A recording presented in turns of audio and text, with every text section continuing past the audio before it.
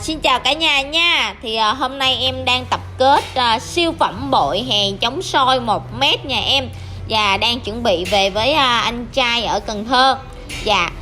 Khi anh nhận hàng thì trước 10 cái rồi á, thì anh có báo là cái màu bạc sáng nhà em nó làm bật tông cái chú kê của anh lên rất là nhiều, nên anh rất là thích luôn.